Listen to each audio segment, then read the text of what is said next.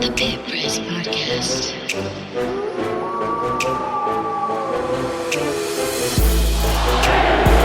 Reinholz launches from downtown. No. Van Horn, no. And that's it. New Mexico wins it.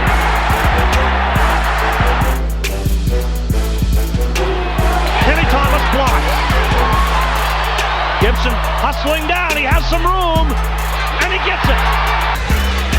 Oh, long three. He got it. Oh, my goodness. Kendall Williams from 35 feet. For the win. Snell. Got it. He got it. Wow. With 1.8 seconds remaining. And New Mexico's going to dribble out the clock. The Lobos three-peat as conference tournament champions. Kendall Williams fires the ball into the air. Welcome to another episode of the Pit Press Podcast. My name is Ryan Tamori. We're going to recap the big back-to-back wins over ranked teams for UNM, taking down San Diego State on Saturday, number 19 at the time. And then they knock off number 16 Utah State Tuesday night, 99-86. We'll get into that in a minute. Before, let me introduce the panel, as always, my business partner and co-founder in this endeavor, and we're now an official business, Mr. Eric Malton. Senor, how are you? I'm good. What's up, guys?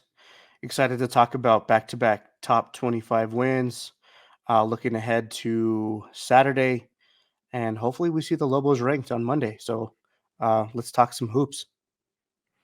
And all the way from the Bay Area, Mr. Richard Thompson. Hey, man, how are you?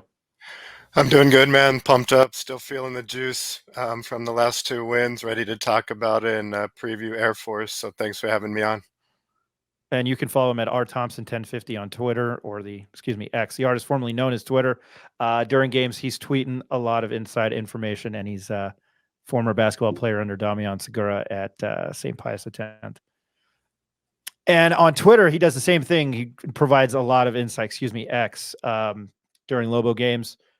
Follow him at NM Sports Capper, and he knows just about everything that you need to know about any mid-major. Mr. Jacob Neff, hey, man, there you go. How are you? I'm doing good, Ryan. Ready to talk about the big win on Tuesday night and what's ahead of us here on Saturday. And glad he's joining us. It's been a while. Mr. Nick Nunez, former player under Damian Segura at St. Pius. He's a broadcaster of ProView. Hey, man, how are you doing? We're glad to have you on. Glad to be here, Ryan. It's an exciting time for Lobo basketball. Two big wins and then an important game on Saturday. So ready to get into it. I just also want to thank a couple other sponsors. If you're looking for a place to watch the Lobos when they are on the road, head over to Turquoise Desert Tap Room, only a few minutes away from Santa Ana Star Casino. Catch the Lobos, other college football games, and all the NFL action. Stop by for food, drinks, and football. Turquoise Desert Tap Room also serves local brews on tap. Find them on Facebook and Instagram at Turquoise Desert Tap Room. Abrazo Homes is Lobo-owned and Lobo-operated, and a proud supporter of the University of New Mexico Athletic Department and student-athletes. Join the movement and help Abrazo Homes build momentum by contributing to the 505 Sports Venture Foundation or the UNM Lobo Club. When you buy an Abrazo home, you become a part of the Abrazo Familia looking to build the perfect home in New Mexico. Find them at abrazohomes.com. We appreciate them sponsoring us.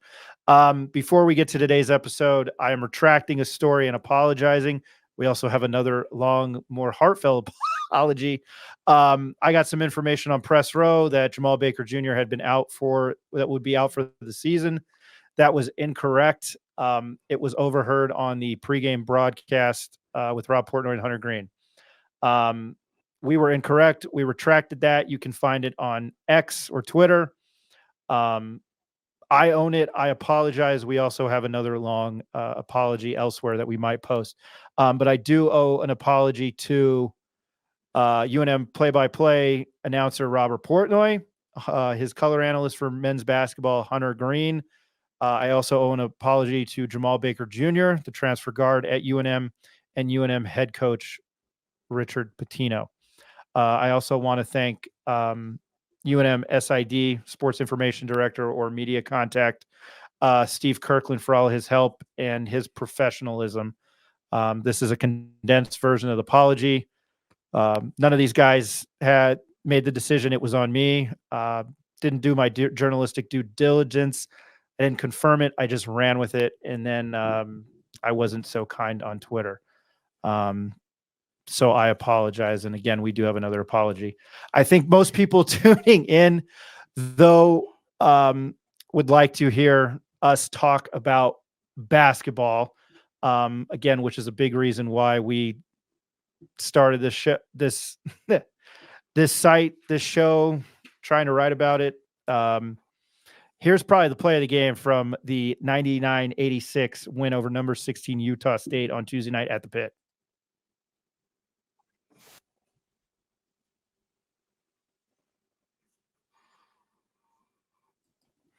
JT Toppin with a monster dunk there.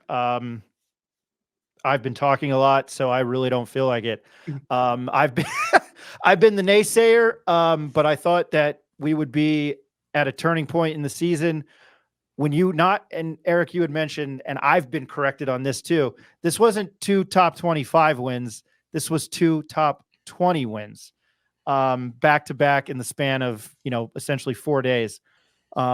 This team looks good. And there was a site on X or Twitter that was ranking all the Mountain West teams and compared UNM to the 95-96 Bulls at home. At home, they look unstoppable. And I've said that if they have any shot of making the NCAA tournament, they need to win all of their games at home. Well, you are now 3 for 3, kind of 2 tests on the road, because it appears that it is going to be very hard to win on the road in this conference. At Air Force, at San Jose State. We're efforting Tim Miles to join us here on the episode, on the show. Eric, I will start with you and your thoughts on the game. Yeah, you are right. It's 2 top 20 wins, and 2 very impressive wins at that too. I thought the Lobos kind of imposed their will in both of those games. Definitely a turning point for the season, I think too. I agree with you there, and lots to look forward to ahead, because I think this team is finally clicking. They have a ton of options, and I think any of those guys. There was a stat that the UNM account, at the UNM basketball account, posted today, that they're, I think, the only team in the country that has 5 players on the team that has posted a 25-point game or more this season alone. So that just kind of shows the overall depth and talent level on this team. We just got to be able to take it on the road. I thought that in this last game against Utah State, they did what they needed to do. I think we were right in some areas and we were wrong in some of our predictions too, but eliminating Osabar was one of them, and I thought they kind of created a lot of fits for him. And then Rick pointed out in the pregame podcast that Ian Martinez might be a wild card that the Lobos might need to look out for, and he was definitely that and more. So I really don't want to steal Rick's thunder on that, because he was the one that kind of predicted that, so I'll let him kind of dive into it. But overall, I'm stoked with where this team is at and the potential. Yeah, Rick, I think just Rick, you said, so I didn't mean to interrupt there. He would be the wild card for Utah State. 22 points, 3 of 4 from the 3-point line, and 7-7 for shooting, and he sparked runs. I didn't mean to interrupt you there, man. Go ahead. No, yeah. As I saw in the game against UNLV, he's really a guy that likes to pull up from 3, whether it's creating for himself or just getting a catch and shoot look. And he converted, 3 of 4 against us and really brought them back in the game. And even though he was making big plays, and then that other freshman, I'm forgetting his name now. False love. Those guys were really tough in the second half on offense, and they made a lot of big buckets. But the problem for Utah State was they weren't able to stack defensive stops against us, right? Because Donovan Dent just came back with a flurry of his own moves, whether it be a dish, a pull-up jumper, or getting to the rim himself. That's one thing we hit on last podcast, is when is Dent really going to go back to how he was playing pre-conference play? And this was definitely, if not his best game, one of the best, with 14 assists. And Eric, you were hitting on it. I guess, our defense has been a strong point for us all year, and just the job that we really did on their big man down low. I know he still finished with 15 and 8, but for me, everything was challenged for him at the rim. I mean, even when he was going up for strong dunks, Nelly was right there, and I'm sure someone else will want to hit on Nelly, but man, he was a madman last night. I mean, he made so many plays at the rim on defense and showing some game on offense with the baby hook shot. Um, but again, just our defense fueled most of that, and Dent made it so easy, I guess, on the offensive end for the big men to convert. So overall, I think the defensive strategy worked on Osabar again, like it did on Ladi, right? Our double team down worked, and then for the most part, we did a pretty good, except on Martinez of getting out on shooters. So I just have to give credit to Patino. We were kind of giving him a hard time the first conference play games for not making any changes and not making in-game adjustments or coming out at half in the last two games. They've really showed that they've been able to take a punch. I think Jacobs alluded to that a few times, but now they're delivering a punch back, and that's great to see. The one thing I will say about Great Osaport, which is a fantastic name. It's not a great name. It's a fantastic name. He had played almost the entire first half, and man, did he look gassed, and he got beat up. And I don't know how it looked on TV, but Nick, your dad and I were there, and we just looked at each other like, man, he was pointed out. He was like, man, he looks gassed. And he did. But his stat line, 5 of 9, 34 minutes. He only got 9 shots off. Went to the line for 11 free throw attempts. He hit 5 of those. He finished with 15 points. He did have 8 rebounds. I think that's a little bit deceiving. That's for somebody who's been as good as he has thus far in the season. 5 of 9 with 34 minutes in, and to get 15 points, he was clearly disruptive. Rick, you brought it up. That was one of the things that we were right about on the preview, was slowing him would be the key. Jacob, we mentioned on the preview, we watched him a lot at Montana State last year. I mean, just your overall thoughts on how they slowed him down and how they slowed Utah State down.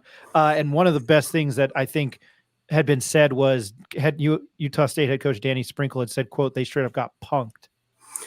Yeah, I mean, that's what happens when you run up and down with big guys, that are, and he's a big guy, but he's more of a brute, he's bigger than like an athletic Nelly, and you just can't run up and down the court for 34 minutes at elevation like this, even though they're at elevation too. That's not their game. And that's why he had a quiet 15. His stat line seemed off. You could tell he was struggling from the free throw line because he was tired. I mean, all those play into what UNM did to get them out of their game. We talked about their efficiency. They weren't as efficient this last game because of the way that we've sparked them to play. They got into a track meet, and once we got into that track meet, they brought it down, they closed the gap for a little bit, but then we would extend it. And that was because that's just not how they want to play, right? You're talking about UNM's the 10th faced team in all of college basketball, according to Ken Pom, with tempo, right? And then you got a team that plays at a decent pace at like the 122nd pace in conference. I mean, I'm sorry, in the country. And you can see the difference between that. And when you get them going here and you feed off that energy, it starts. I mean, Nelly was unreal. And we talked about this not too long ago about getting the big guys involved in the game. And when you get the big guys involved, the energy it brings on the defensive end, the energy it brings on the offensive end, the confidence that spews from that, it all starts to come together. Look at the last 2 games. You had 14 blocks against San Diego State and 10 blocks against Utah State. These guys are more motivated to get back on the defensive end, play defense, buy into the game. You're sharing the ball with them. You're giving them touches, almost every time down. And that's how this team has to work, because there's so many different, keys to the offense. You've got so many guards, so many guys that can take it to the basket, so many guys that can pull up and make a jump shot. But what was missing for pretty much the first third of our season, or half of our season, was that the big guys were only getting points when they got rebounds and put it back up. Now we're starting to work them into the offense, and you can see that Nelly that we saw on Tuesday was the Nelly that we saw at Iona. That was the guy that went up against Sinago in the tournament against UConn and gave him fits for a 1.5 halves of a game in a conference. I mean, in the NCAA tournament, which he ended up being one of the best players in the tournament last year. So I like what we're starting to do. And like Rick said, we have to give credit to Coach Pitino. He's making adjustments. He's doing things the right way. And, that potentially could have saved, this team from, starting to go on that downtrend. He really had them ready to go. I think, at least for me, there was an overwhelming fear of this team being 1-4 as we sit here right now. That's not the case. They're 3-2. And probably might be 5-2. I can't see them. I know going on the road's a different beast. San Jose State gave San Diego State a hard time, but I can't really see them dropping either one of these the way they've been playing, unless they turn into the Washington Wizards on the road from the 95-96 Bulls, who covered against the Knicks tonight, Rick. Nelly's number is 11 of 12, 4 of 4, 26 total points, 8 rebounds. He had, I think, 16 by half. But Nick, your overall thoughts on the game? Well, I liked Nelly. We've talked a lot about him on this podcast. One thing I did like, though, and we've already talked about the adjustments that Coach Pitino made, but we talked about it on our group text during the game. I really like the way the ball was moving on the perimeter, and I think we've got 3 perimeter threats in Dent, House, and Mashburn, who can all go on screen and roll on any single play. And I know we're going to criticize Mashburn. He didn't shoot that well, but he had 4 assists, was the second highest player on the team with 4 assists, which he was distributing the ball well in the first half. He only shot 4 shots in the first half. He shot 9 in the second and forced a lot. But when he's taking shots within the offense and making good reads on the pick and roll, he's dynamic. And we really did see the way that this offense can flow when the ball moves, like we've been talking about this whole time. So I thought on the offensive end, that's what I saw in the first half. We had 20 points off turnovers. We know when we play in the pit, we're gonna get that type of production. But I really do think the challenge going into Air Force is finding a way to create energy in a dull environment. We hope that we get some fans up there in Colorado Springs. But no, overall, I was very impressed by the way that we came out and played. I'm sure there will be fans in Colorado Springs. When I was at the Daily Lobo, I'd always used to hear how Clune Arena was hard to play in. Joe Scott, who Eric can attest to, is from Toms River, New Jersey, and he and I clicked off because I was wearing a New York Giants shirt at the conference media days. He got them to the tournament in 2004 and then left, and he's came back. He was a pleasure to talk to. And I'm sure it's a process. I'm not sure it's a process. It is a process at the Air Force Academy. I'm kind of intrigued by that game. You don't want it to be a trap game. And Jacob, if you had to say it right now, I know I'm going off topic. What do you think the line would be for Saturday? Spread. Probably UNM. Yeah, probably UNM -9 or 10. I was thinking like 11 or 12, but you're more spot on than I. Rick, I'm going to go to you on this because this is somebody that we have kind of seen change like his tune, and he's played very well of late, and that's Mustafa Mzil. He was one of the key players in the first half again. He had a good night, 12 points, 2 threes, 4 rebounds. Your thoughts on how he played? Yeah, you can find me quoted on the show saying that he should not get any more minutes a few weeks ago. So I'll call myself wrong on that one for sure, where I've also been right on a lot. I was dead wrong here. And Mr. Ed Nunez, though, who couldn't be here tonight, he told us about a month ago when I said that they will need Amzil in conference play. Well, here we are. He's knocking down 2 threes a game in the past 2 games. He got a technical, got in someone's face the prior game, so he's not afraid to mix it up. And, even though he is undersized on defense and still getting pushed around down there, he's still giving his effort and throwing away around the body weight that he has. So I think he's been, clearly I think our best bench player. Obviously, we have True Washington, who's also, contributes on defense a little more than Amzil, but, I can't say too many bad things about Amzil anymore. He even had 4 rebounds. So big ups to him. It's just going to be key down the second half of conference, though. We've talked about it a million times. Is just foul trouble with the bigs. And there's going to be a time still, I think, where we're going to have to play either Mushila more or Forsling at least 5 minutes a game, like we've been saying. So I'm still excited for Amzil and Washington off the bench. He's not afraid to shoot it out there either, and it impacts it on the defensive end. So I'm just excited for both of those bench guys right now. Yeah, I do want to add one Go ahead, comment with Amzil. I thought you did kind of give him his due, right? And we've kind of seen him kind of adopt this new role, playing that stretch 4 position, because I think coming in to the season, everyone was kind of looking at him to play that 3 and be more on the perimeter. But he had a really nice move down low with kind of like a pump fake step through, like up and under, which was like really pretty to watch, and hit it off the glass. And everyone was a little shocked in our group text, like, holy Amzil, like, did he really just pull off a shot like that? And I think it's just something that he's kind of dedicated himself to. And then now when he is getting the ball on the perimeter, he's looking to penetrate. And I think that could kind of lead to some problems for teams trying to defend the Lobos, because they at one point could have Nelly, Toppin, and Amzo, who are all 6'8" and above, kind of on the floor at the same time. And Amzo, who's kind of turning into this more versatile player role on the team. I think that if he could kind of, I'm just saying that I could kind of see his role turn more into a bigger role down the stretch.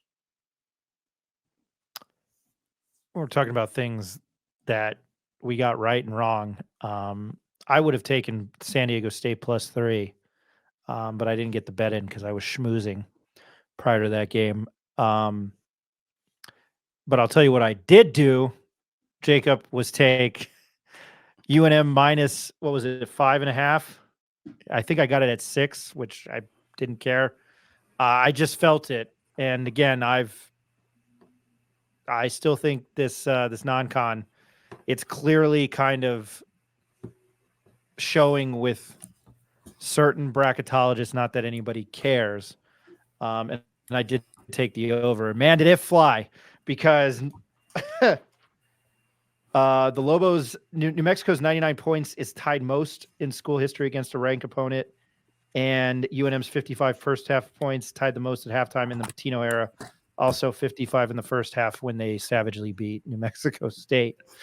We didn't even, who we haven't talked about, and I'm going to go to Nick on this one, is I don't think, have we mentioned Jamal Mashburn Jr. or Jalen House on this show? Jamal Mashburn, 3 of 13, 1 of 6 from 3, 3 of 3 from the free throw line. He had 10 points. Jalen House goes 50% from the field, 6 of 12, 2 of 6 from 3, 14. I don't know, when you're rolling like that, does it matter if you miss that many shots? I know that's kind of a stupid comment. No, I don't think so. And I mean, I'll go back to the San Diego State game where neither one of them shot a great percentage. I mean, House was 7 for 17 and Mashburn was 7 for 16. But I think those guys are going to take their shots. We saw Mashburn force some in the second half. But when the offensive is flowing and when you get production from other players, I mean, we had 62 points in the paint. And so, there's opportunities for Toppin and for Nelly to get offensive rebounds. I don't mind House taking some of the shots that he does. You got to take the good with the bad with Jalen House. Coach Pitino has said that on and on. And so I'm willing to ride those guys out. There's going to be some low points where they force shots. There's going to be points where everyone's scratching their heads at Jalen House because he picks up a bad foul and he gets undisciplined. But you got to take the good with the bad. And I think the good has outweighed the bad tremendously over these last couple games, for sure, with both House and Mashburn. Eric, you played guard and you were shooter. Your thoughts on their performance? Well, one thing I do want to call out, I thought they had a well-rounded game. I think early in the first half, just the overall defensive pressure, that's all going to be led by House. And House kind of caused some problems for Brown, for Utah State early in that game, which you could clearly see some frustration on the faces of the Utah State players, right? Kind of complaining on the bench and just didn't really get into their rhythm.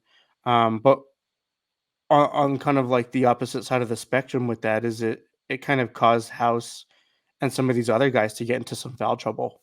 I think this game clearly kind of pointed to, especially when Utah State was kind of going on that second half run, you could see the fouls starting to pile up for UNM. And it's like, man, this is kind of the first time that we're having to deal with this, where we have some of our primary ball handlers and players on the floor in foul trouble. And we have to be really methodical about who's on the floor with who, how's the chemistry going to work, how are we going to avoid giving up a big 20-point lead, because I think that 20-point lead came down to 7 at one point, and we had a bunch of guys on the bench in foul trouble. So I do like how House and these guys are defending the ball, but I think sometimes they have to be a lot smarter with not picking up the cheap ones.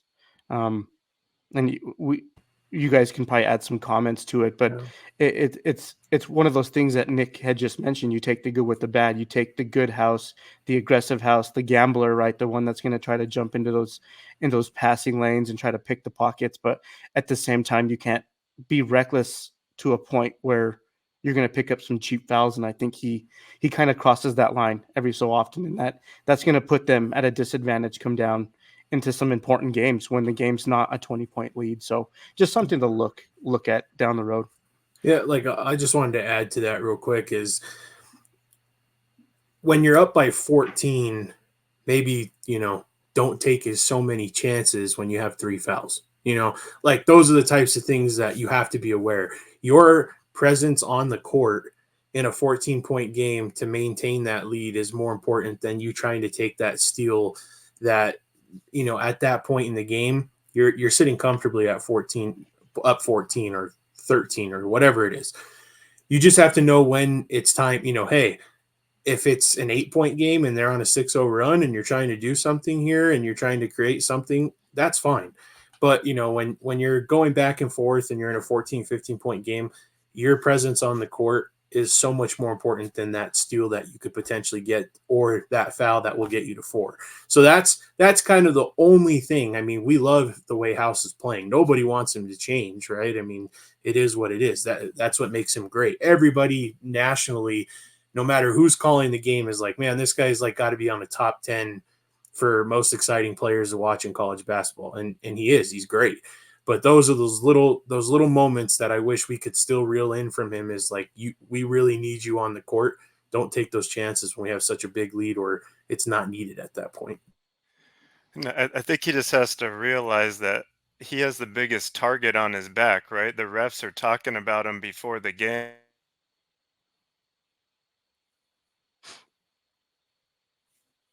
Rick, we lost you there. So Sorry, go ahead. House just has you to were saying. realize that he has the big.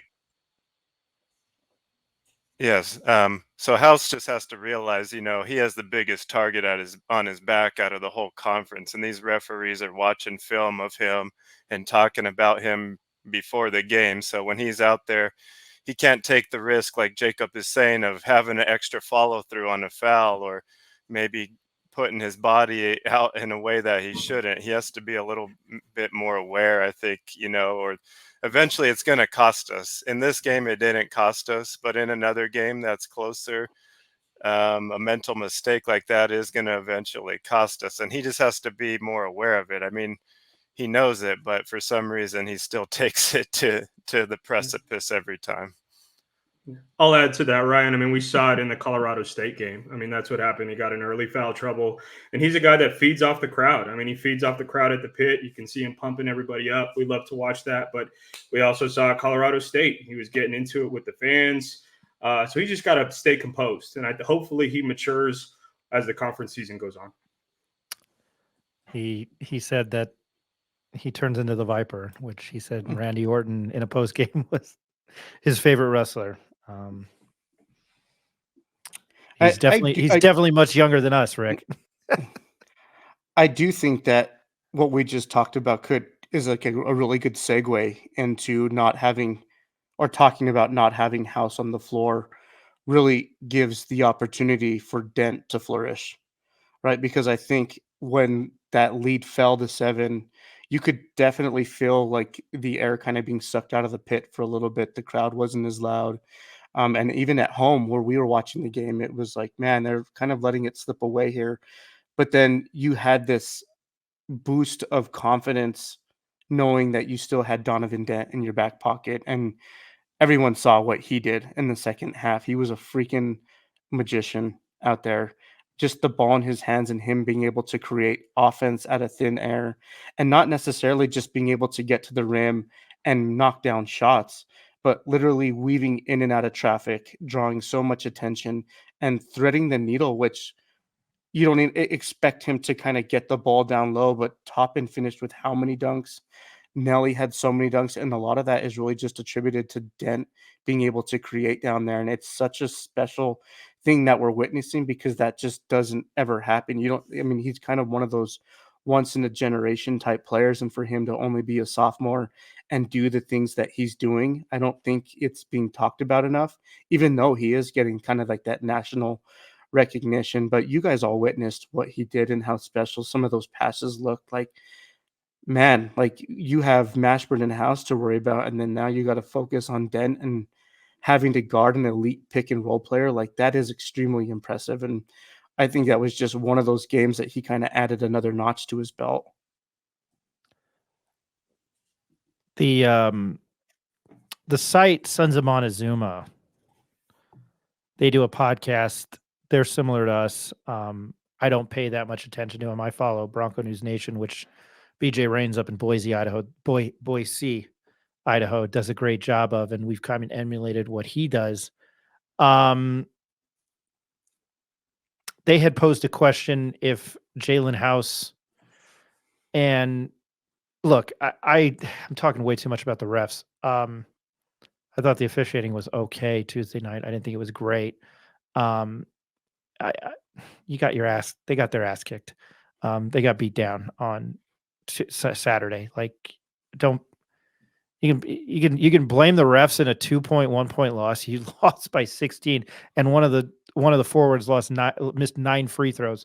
I don't care who. It doesn't have to be UNM and San Diego State. It can be Seattle and Stephen F. Austin in the WAC. But they had posed a question that is Jalen House a clown or a showman? And the honest answer is both, because there's moments we all talk about it. It's good and the bad. And when the good is great and when the bad, it's beyond terrible. I just saw that the other day on Twitter, and that made me think about it. I was like, well, is he a clown or a showman? He's both, because he's cost, like UNLV, I think he cost the game. And then last year in San Diego State, at San Diego State, he was a big reason why they won. I'll defend him on that aspect. There's just sometimes where I'm like, this guy is what we all do it. It's like, what are you doing? One of the things that great segue. I'm not dissing Sons of Montezuma. That site, I've been on that site. It looks fantastic. We're not here to do that. Plus, there are brethren in the media. I don't know if we necessarily delved into the 3-point shooting. We were wrong on this on the preview. Rick and I think Ed, we said that the Lobos needed to take and make more threes as a team. They didn't. They were 5 of 19 and they still dominated. And I kind of posed that question to Nick. But Rick, just your overall thoughts about that. I mean, it was just an overall dominating performance. And I read those stats. 99 points is the third most against a ranked opponent, and then 55 points at the first half. Yeah, I think it's just going to kind of be our identity. I think we all know this right now, that we're not going to shoot a lot of threes and we're not going to make a lot. So just moving forward, I think we're just going to have to rely on points in the paint. We've been dominating there. We're going to continue to get open looks, though, from 3, and we can't be afraid to shoot them. I guess Amzil has stepped it up the past few games. Dent has had some looks actually from 3 that haven't gone down, so those will probably, a couple of those will start to fall. And Mash is, kind of hit or miss right now. I think Nick hit on it. Is Mash, the first half of the game, he was kind of passing the ball and was more of a playmaker, operating out of the pick and roll, and didn't have a shot, I think, in the first 8 or 9 minutes till he got fouled and hit a few free throws. So I think a lot of our chemistry just comes down to what kind of mash is going to be playing out there. Is it going to be the second half mash that we saw last game, or the first half mash where he was more of a willing passer, where we really, I think, take it to different heights? And I just kind of, along with, 3-point shooting being a struggle, free throws had been a problem, but I think we only missed one free throw. You guys can correct me if I'm wrong in that game. So big ups to Toppin and Nelly and everybody just knocking down their shots. I don't think Toppin had too many attempts this game, but definitely better than the prior game. And just going off what Eric was saying about Dent, and just hearing what Nelly was saying in the presser, and just when you have a point guard playing at that level and making those type of plays, it just makes it so easy for both Nelly and Toppin to finish. And they kept asking Nelly, well, what was different about tonight? Why was it so different? He's just like, I was just playing basketball, man. I was just hooping. And tonight, for some reason, it was just there, So he's in the same places, I feel, where he's been all season, right? But for some reason tonight he was open more than often. Maybe he's cutting a little harder, or Dent was just finding the seam, but he couldn't even explain it out there. And I think it just came down to the play of Dent and making it easy for those guys. And I'm going to go back to something Tamari called out, and I think someone called him crazy on YouTube for saying this team was an all-star team. Well, look at them now. They just put out that stat about all 5 starters scoring over 25 at some point this season. So as long as we don't play like an all-star team, I think it's okay to have an all-star team. And the chemistry is sure coming together, and I think we have the best starting 5 in the conference.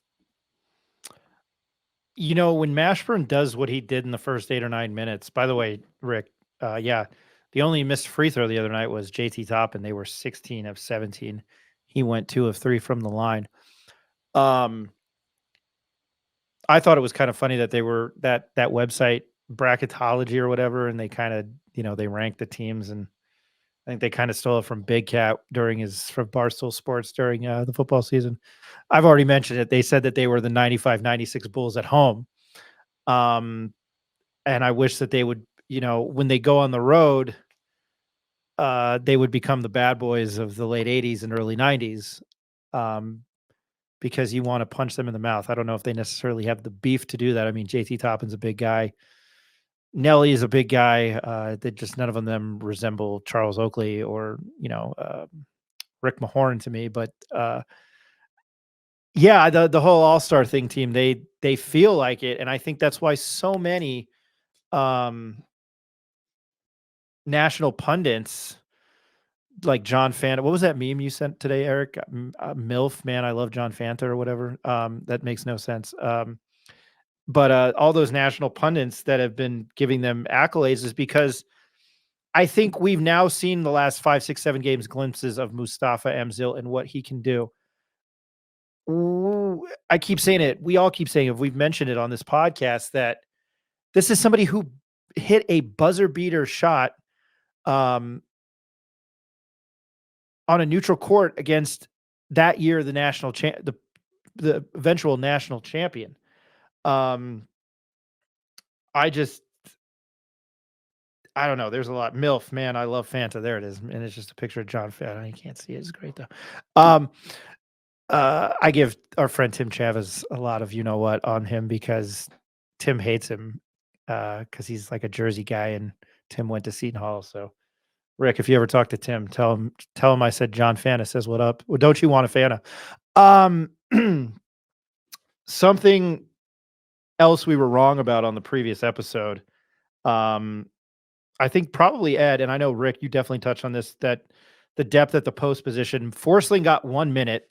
And I mention it every time on this podcast. His dad is awesome. He played a minute and 1 second. His dad was making breakfast at 4 a.m. and then he drove to work, and people were complaining about driving here, and he was like in the North Pole in Sweden.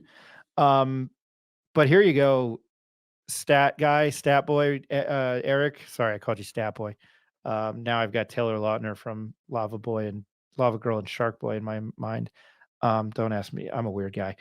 His stat line is all zeros, but his plus or minus was 3.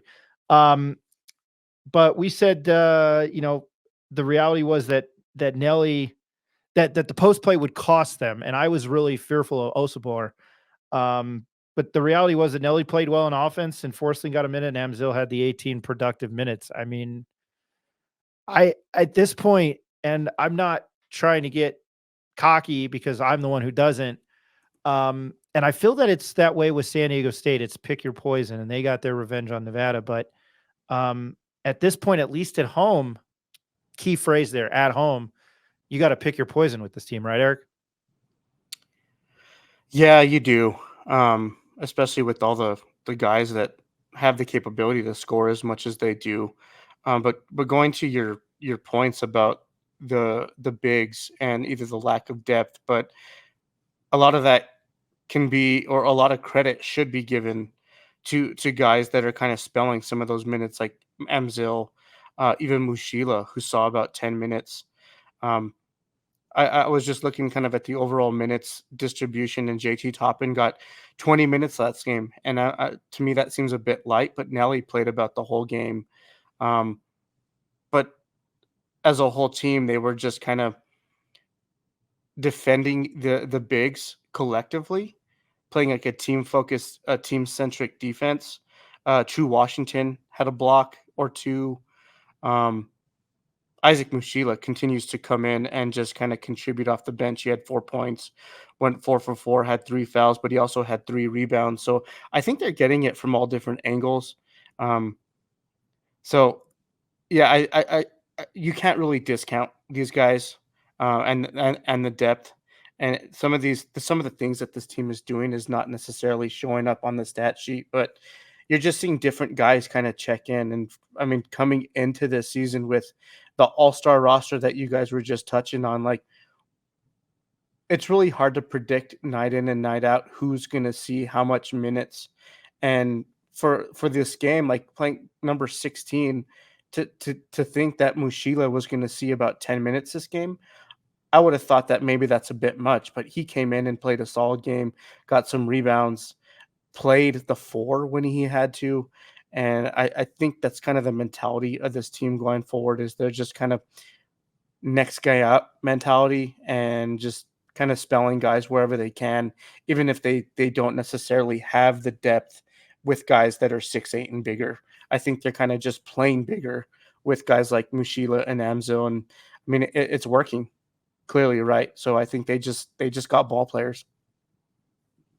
I'm a big Mushila guy. 4 for 4 from the free throw line, and then 3 rebounds in 8 minutes. Pretty good. Rick, were you going to say something? Yeah, I just wanted to. I agree that the bench played strong, but I just wanted to give another shout out to Nelly. Even when he got 4 fouls, later in the game, they decided to keep him in. Where in the past they pulled him out in those type of situations, and he kept staying aggressive on defense and kept going for shot blocks. So I think at some point, the coach is going to have to leave these guys in with 4 fouls, and just hats off to Nelly for still defending tough and not giving up that final foul, because he stayed aggressive out there. Would you guys think, or just say, like, so far up to this point, that UNM has probably played the 2 best bigs in the conference already, with Ladie and Osabar, and then even the two with UNLV, right? Like, I don't really see anyone better than those Blue two, Brothers. and they pretty much contained them for the most part. I'm going to Neff on that one. Oh yeah, I know for sure. I mean, we talked about it on the podcast. The 3rd-rated player in KenPom, Ladie, 8th-rated player Osabar. There's nobody else in the conference that's going to be above those numbers, and by far the successes of those teams. We're not going to see anything like that. The only guy that we're going to see that, and he's not really a great offensive player coming up, is the center from San Jose State, and I can't remember his name. He's like a 7-footer, but he's real lengthy and skinny. But he can protect the rim. He has some blocks, but by far the most all-around players as far as big guys in the conference. We pretty much have aced tests so far. I'll add to that, if I can add to that, Ryan. I mean, I think there's one guy we may be forgetting, Tyson Degenhart from Boise State. Now, he's not a traditional back-to-the-basket big the way that Osabar or Ladie or some of these other guys that we've played, but Degenhart's a pretty dang good player. I mean, he averages 16 points a game. And so, but he, again, stretches the three. We saw what he did to us in the pit last year. He hit that shot to send it to overtime, and then we tragically lost that game. So we still got our hands full in the conference. But, yeah, I think we've gone through most of the tough bigs for sure. They did win the game. I think they got Omar Stanley too, that transferred from St. John's at Boise, who seems to be a pretty big, more of an athletic big. He kind of reminds me a little bit of Nelly, maybe not as stout, but real lanky, athletic, can move around a little bit. I'm not sure how much he's averaging if you have Boise State stats pulled up there. Nick, I know you were just looking at that, but I was just trying to think of other bigs in the conference that might pose some threats. And I mean, so far, I feel like the UNM has kind of faced the most physical bigs in the conference, and UNM was the most physical team on the court both those games. So probably one of those leading indicators on why they were kind of in foul trouble. But I definitely like the way Nelly and Toppin were playing last game, and just kind of being more on the bully ball side of things, right? Than kind of taking it from someone else. UNM will head, just for time constraints, UNM will head to Air Force on Saturday, 2 p.m. The game is 2 p.m. Mountain Standard Time. We plan on going live 12:30 to preview that game. We're going to delve into it a little bit. We had the pleasure of talking to Ethan Taylor and Ritas Petritis, who Ritas Petritis last year as a freshman was phenomenal for Air Force. But the game, and I didn't have it pulled up like an idiot, CBS Sports Network, and as always, you can hear it on the Lobo Radio Network with Rob Portnoy and Hunter Green on the call. This is a game they can't drop. I mean, I don't even know what to say there. It's like they can't lose this game. You're riding all this momentum, but I mean, the way they've looked, I would say against a lesser opponent, I would imagine there's going to be a good turnout if the weather's not terrible. I would imagine there's probably going to be a good turnout with people driving up to Colorado Springs. I mean, that's 6 or 7 hours. You can leave it. Obviously, in this case, you'd probably have to leave Friday, but you could leave, early in the morning on Saturday and be in Colorado Springs at a decent hour. Maybe if you're doing 120 on the freeway. Jacob, what do you know about Air Force very quickly? Yeah, I mean, you just talked about the two guys, Ritas Petritis and then Ethan Taylor are their guys. They also get a little bit of contribution from Bo Becker. But, what's crazy is Petritis doesn't usually even start some of the, I mean, he's been starting at center for them, but he has come off the bench a couple times this year too. But what you'll know about them is they're not big. Tallest guy on their team 6'7", and that's going to be a problem for them, right? They love to run those traditional back cuts in their offense, so it's going to be, as UNM gets more aggressive on the defensive end, you're going to have to be very respectful of those back cuts and make sure that you're not getting over aggressive and giving up one of those back cuts in this game. Another thing that they like to do is shoot the three. They don't have, they're okay from their 2-point percentage field goal, but they're the 51st rated team at 3-point shooting in the country. So it's going to be defending the perimeter for sure. Now on the opposite side, they also give up they're one of the bottom, like, I think they're almost around 300 in 3-point percentage given up. Now, the Lobos don't shoot that great from three, but they're going to have to take them because they're going to get the opportunities in this game. So that's going to be super important, right? You got to make sure that you hit those. And then the other thing that I notice about them, or that we all know about them since they've been in the conference, they've been running this style of offense for years now, is they're not in a hurry. They're going to take their time. They're going to drain the shot clock. They're going to try and cut, find whatever they can. And that's what kind of was crazy about Petritis in the game last year, is they drained the shot clock continuously, and that guy came up with so many big shots at the end of the shot clock to hurt them. So it's going to be really, really, stay poised on the defensive end. Don't give up any, back cuts or get lazy for a second, because as soon as you do, they're going to back cut to the basket, and that's how they're going to get their points. But yeah, that's a little bit of what I know about them. Didn't they run like the Princeton offense last year against UNM? Like it was a lot of backdoor cuts, right? Oh, that's yeah, and that's their bread and butter, right? And they like to go off those back cuts, and then somebody comes over to help, and then you lose that guy outside, and they kick it out for three, right? Or they have a wide open layup. So those are the types of things that you're going to see in their offense. So it's just really staying with your guy, because we've been predominantly playing man the entire year, right? No zones or anything like that. So it's really making sure that you stick on your guy, even when they don't have the ball, because this is the type of offense that's more dangerous without the ball than with the ball. Yeah, a lot is going to be attributed to, if you are going to defend those back cuts, you got to have someone definitely on the weak side, someone to kind of protect the basket on those back cuts, and just knowing when those guys are kind of crossing underneath the basket, that if we're going to be switching everything, then they got to be vocal and making sure that they have all areas covered. But one thing, Neff, just wanted to add on kind of your preview of Air Force, is this team is really top heavy.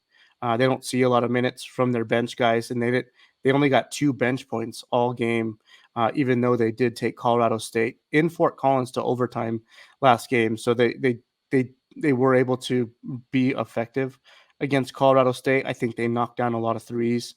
I didn't get a chance to watch that game. I was focusing on another game, but this team, when they get hot, they're definitely a good shooting team. And then I'll go ahead and defer to Nick too, because I think Nick did some pretty in-depth research on Air Force. Yeah, I was reading some articles in the Colorado Springs Gazette, and I mean, this is a team that's 0-4 in conference. They're hungry for a win. I mean, they took Colorado State to overtime. They were up in that game. I mean, in reading the article, I didn't watch the game, but they arguably should have won that game. And then they lost on a buzzer beater to San Jose State at home. And, you read the quotes from Petraeus, their head coach. I mean, they're just looking to put a complete game together. This is a game last year that we lost at Air Force, February 10th, 2023. Air Force, I think, was on a 6-game losing streak going into that game similarly. So we got to come ready to play. And then I agree with everything that Neff and Eric have said. My dad said the same thing. My dad, who couldn't be there tonight, we got to be ready for that Princeton offense. We got to be disciplined in half-court defense for sure. Rick, do you have anything? I just wanted to mention one of their guards. He's Ethan Taylor. He's having a really nice season with averaging around 17 and 5. Last year, he was only averaging about 7. So for somebody to make a jump of that many points is, pretty big jump. So he must be working hard. And, I think these guys hit the nail on the head. These guys are a pretty good 3-point shooting team. They average about 7 steals a game as a team and 5 blocks. So, they can cause some disruption, but like they were saying, they're not very deep. So I think, one thing for the Lobos is we're not going to have the whistle like we've had the last few games. And when we get a few bad calls against us, how are we going to react, and how are we going to weather some of the runs that they're inevitably going to make? Because they're going to knock down, 2-3 threes in a row at some point in the game, and it's about how we're going to respond. So I think it's more about our team in this one, and I don't really need to know the the details of Air Force for myself. I don't think it's no disrespect to people, the airmen that are serving our country. They're not very good. I think Ken Palm, I was just looking it up, they're 217th. I've done the John Kerry and flip-flopped. If UNM drops this game, all hell pay, because I was writing this team off 5 days ago. And now it's like, well, you just knocked off 2 top 20 teams back to back. And that was somebody questioned post game, was like, when was the last time UNM beat ranked back? No, somebody in the stands asked me, when was the last time that they beat ranked back to back teams? That's a very, very, very good question. I don't know. Like the 2012 season, I think 2012, 2013. I think it was 2013, 2014. Yeah. Cause somebody looked it up. I think even pose the other question: when was the last time they beat ranked teams back to back by double digits? Because they've rolled. We still have yet to define the snake of the week. We need to do that, but for this week, it's going to be anything good you saw, and I will start. Oh, is that loud enough here? The best thing I saw was Snake himself as I was walking into the pit, and he was dressed in a cherry zoot suit like the Joker, Joaquin Phoenix's Joker. And then he had a beach cruiser. And as I was talking to him, the Utah State bus pulled up because we went live from the pit. So I was there early, and he was there and he was on his beach cruiser. And if you've seen Friday, it's like both of ours, but we'll keep it down at my house. And he was talking to me, and then the Utah State bus pulled up and he was like starting to talk as you know what. But he also complimented me on our show and told me that the Lobos were going to prove me wrong, but that he loved listening to us. So kudos to Snake. Rick, I'll go to you first for your snake of the week, and it's something good. Definitely double D, Donovan Dent. I called for him to have a big game on our last podcast. I was asking him to step up, and he definitely did. Just so fun to watch him play. I compared him to, I think somebody said Kyrie, but also I compared him to Kyrie's godfather, Rod Strickland. Just a magician with the basketball, and makes the game so fun to watch. So Donovan Dent is my snake of the week, bro. Jacob, I'm going to you. Yeah, I'm gonna go with Nelly. I mean, it's an obvious thing, but I just love to see, the Nelly that we saw last year. I really like to see the defensive end, especially. I mean, these guys have been nasty the last 2 weeks, and against a team like Air Force, they're not going to be able to handle that type of intensity on the defensive end or the offensive end. So I'd like to see these big guys coming alive, and they're making their free throws, which is another thing. So my snake of the week will be Nelly. Eric, to you. My snake of the week is not any single individual, but I'm going to have to go with the two-man game, the pick and roll game with Nelly and Donovan Dent, because I think that they found truly something really special there, and being able to execute it the way that they did in that game a few different times. And Rick touched on it in the post-game press conference with Nelly. I'm just out there balling, man. And a lot of that came from Dent just kind of controlling the offense and kind of picking up the Lobos at a time where they were really susceptible to kind of a collapse, right? I mean, dropping a 20-point lead down to 7, and he kind of willed them through, pretty much just kind of carrying the offense on his own. So I would say the two-man game and pick and roll between Donovan Dent and Nelly. I think somebody said post game, did anybody understand what he said? And I was like, I think it was like Eddie Nunez. And I was like, oh, okay. It was pretty funny. Nick, to you. Snake of the week is not a player. I'm going to go with the pit, the atmosphere for these 2 home games. I mean, the national recognition that the pit got for that stripe out theme, that looked awesome on TV.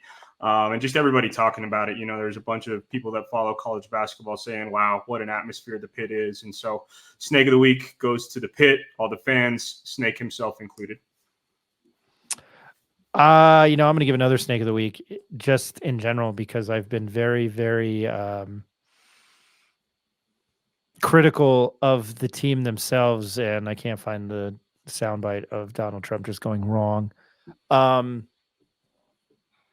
Is just New Mexico themselves, because I doubted them, and they literally, ever since they got on that 17-2 run to end the first half, they have savagely beat, quoting Rick, 2 top 20 teams back to back and beat the crap out of them. So kudos to them. I would appreciate all of you for joining me. UNM plays the Air Force Academy in Colorado Springs at 2:00 Mountain Standard Time, not 2 a.m., 2 p.m. On Saturday, again, you can watch the game on CBS Sports Network, not the big boy, just the Sports Network, and listen to the game on the Lobo Radio Network at 2 p.m. And we're going to go live. We'll do it live Saturday at about 12:30. See who's going to join us. But again, I mean, we're moving this thing full steam ahead, and it's winning for the most part. Cures all. To my fellow business owner, Mr. Eric Moulton. Hey man, thanks for joining the show. It's always fun talking Lobo hoops with you guys. Until the next time. And to the Bay Don't Play, Mr. Rick Thompson. Thank you guys. Thanks to all the listeners, commenters, people that like my stupid tweets. We appreciate you guys, and it's a lot of fun interacting and building this community with you. So thank you. Follow him on Twitter at rthompson1050, and I'm very disappointed he removed the New Mexico Slam picture. At NM, you can follow him at NM Sports Capper. Rick and Jacob provide both great insight. I didn't play the game, but these guys all did, and they understand it. Jake, I don't know if you played. I know you were tight end, but you know the game inside and out. But you can follow him at NM Sports Capper on X. Mr. Jacob Neff, thanks for joining, man. Got it. I don't know if the AAU basketball scene counts, but when I wasn't a fat guy, now that I am, when I was younger, I had a couple of run-ins on the basketball court, but I appreciate it. Like Rick said, like the interaction that you guys are giving us on Twitter. Continue to do it. We love to talk about it, and we appreciate everybody listening. And Mr. Nick Nunez, man, thanks very much for joining us. I'm glad you were able to join us tonight, so much appreciated. Yeah, no, it's always a pleasure talking Lobo hoops with you guys. Great time, and yeah, looking forward for the game on Saturday. Find us on Twitter or X at the Pit Press NM. Find us on Instagram at the Pit Press NM. Go to our website, thepitpressnm.com. All of our content's up there. We've been going a lot. I've been trying to write, and I'm behind things because I've had a very bad week. And give us a like and subscribe if you're watching this on YouTube. Once again, we appreciate it. We will talk to you again live about midday on Saturday prior to UNM's matchup with Air Force. Everybody enjoy the game and have a good one. We'll talk to you post-game.